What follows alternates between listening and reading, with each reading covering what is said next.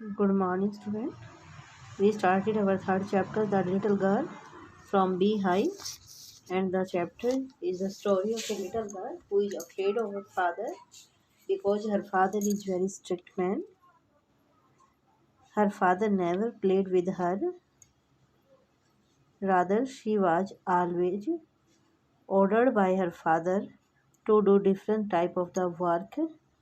She was also not able to speak clear words in front of her father.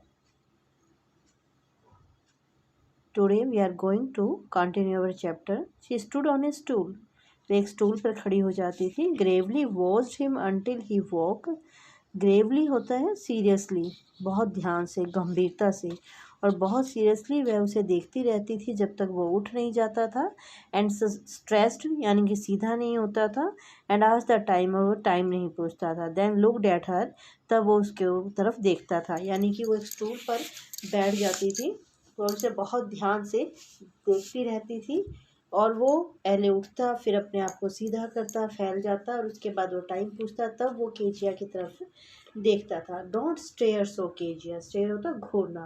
Kezia, ऐसे मत घूरो. You look like a little brown owl. तुम एक छोटी सी brown colour की उल्लू की तरह दिखाई दे रही हो.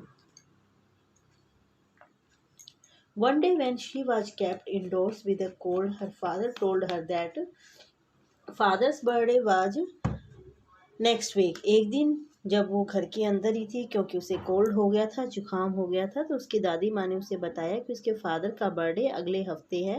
And suggested she should make him a pin cushion for a gift out of a beautiful piece of yellow silk. और उसकी दादी माँ ने उसे कहा कि उसे अपने फादर को बर्थडे गिफ्ट देने के लिए जो बहुत अच्छा येलो सिल्क का टुकड़ा था, उससे एक छोटा सा तकिया बनाना चाहिए था. पिन कुशन यानी कि एक छोटा सा तकिया, पीस ऑफ येलो सिल्क यानी कि सिल्क का एक तकिया बनाकर बर्थडे गिफ्ट देना चाहिए था.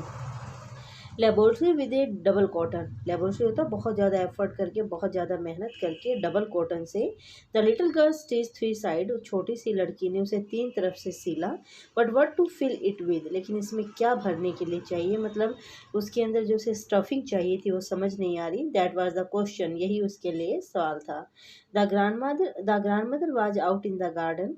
दादी माँ बाहर गार्डन में थी. She wandered into mother's bedroom to look for scraps.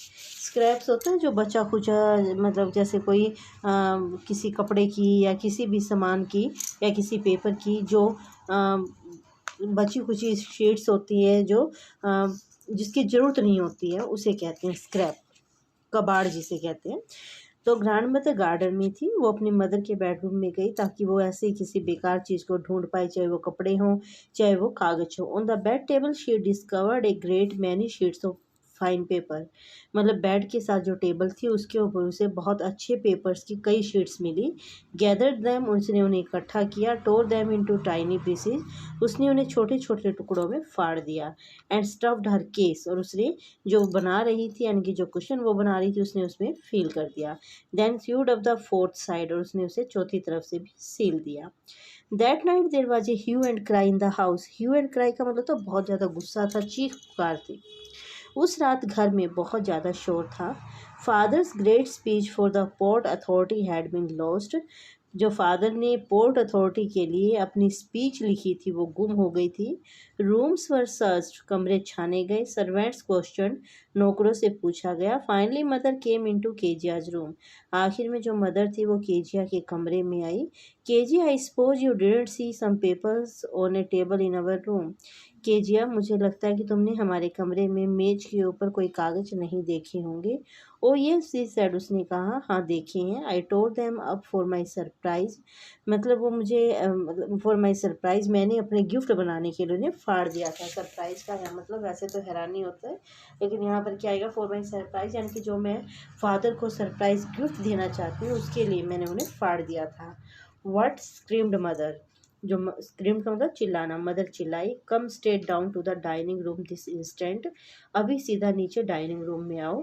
And she was drag down to where father was pacing to and fro, hands behind his back.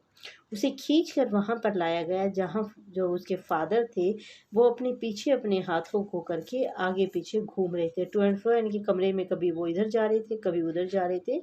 अब उसी कमरे में मतलब इधर उधर घूम रहे थे और उन्होंने अपने हाथों को पीछे किया हुआ था। दैट मीन्स कि Kezia had made a great mistake, a big mistake. She had torn up all the important papers of her father, the papers on which her father had written the speech for Port Authority. Well he sharply, उसने तेजी से गुस्से से कहा। Mother explain, mother ने सारी बात बताई। ही स्टॉप, वह रुक गया and stare at the child, और उसने बच्चे को घूर कर देखा। डिड यू डू दैट, क्या तुमने ऐसा किया? नो, शी विस्पर्ड, वह बुदबुदाई, फुसफुसाई नहीं। Mother go up to her room and fetch down the damn thing she that the child put to bed this instant, कि मदर अभी कमरे में जाइए और उस बकवास चीज़ को लेकर आए। डैम्ड मतलब कि बुरी चीज़ को लेकर आइए। देखिए कि बच्चे ने उसे, मतलब see that the child's put to bed this instant, अभी बच्चे के पास बिस्तर पर जाकर उसे देखिए, वो जो चीज़ वो बना रही थी, मतलब कि उसे आप नीचे लेकर आइए। Crying too much to explain, वह इतना रो रही थी कि वो बता भी नहीं पा रही थी। शी ले in the shadowed room watching the evening light make a sad little pattern on the floor. वो उतनी उदास थी, इतना रो रही थी कि वो एक्सप्लेन नहीं कर पा रही थी। वो अपने अंधेरे कमरे में लेटी रही और वह फर्श पर एक उदासी भरे तरीके से, जो शाम की रोशनी जो थी वो एक मतलब उदासी भरा पैटर्न बना रही थी, एक रचना बना रही थी, स्ट्रक्चर बना रही थी ऑन द फ्लोर, फर्श पर। कहने का मतलब है कि शाम हो चुकी थी, अंधेरा हो चुका था, वो उसके कमरे में अंधेरा था। बाहर से जो रोशनी आ रही थी, थोड़ी सी जो रोशनी आ रही थी, वो फर्श के ऊपर एक अजीब सा स्ट्रक्चर ड्रॉ कर रही थी।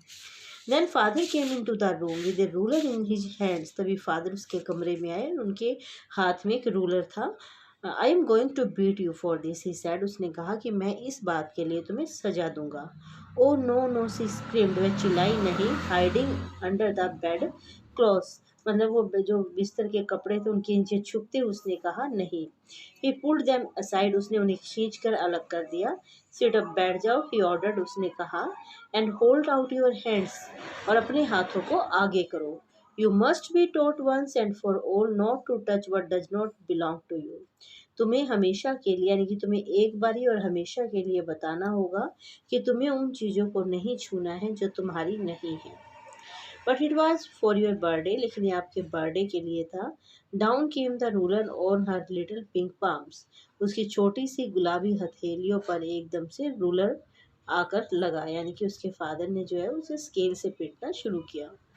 Hours later, when grandmother had wrapped her in a shawl, घंटों के बाद जब ग्रैंड मदर ने उसे एक शॉल में लपेटा, and rocked her in the rocking chair, the child clung to her soft body, जो मतलब उसकी दादी माँ थी वो आई, उन्होंने उसे उठाया, उसे एक शॉल में लपेटा, और जो उनकी रॉकिंग चेयर थी यानी कि उसके अंदर वो उसे लेकर बैठ गई, और जो बच्ची थी वो अपनी ही बॉडी पर, यानी कि वो थोड़ा सा कलंग, कलंग होता चिपकना, यानी कि वो थोड़ा सा सिकुड़ गई।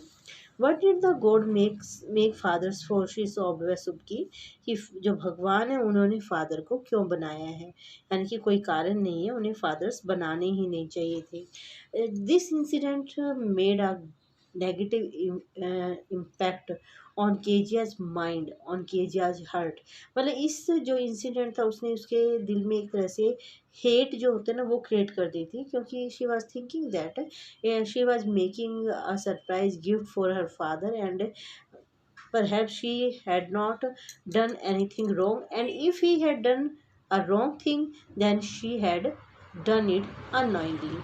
She was not aware about the importance of the importance of the paper. She didn't know how the papers were important for her father. She was a little girl, and her father was very angry because those papers were important for him.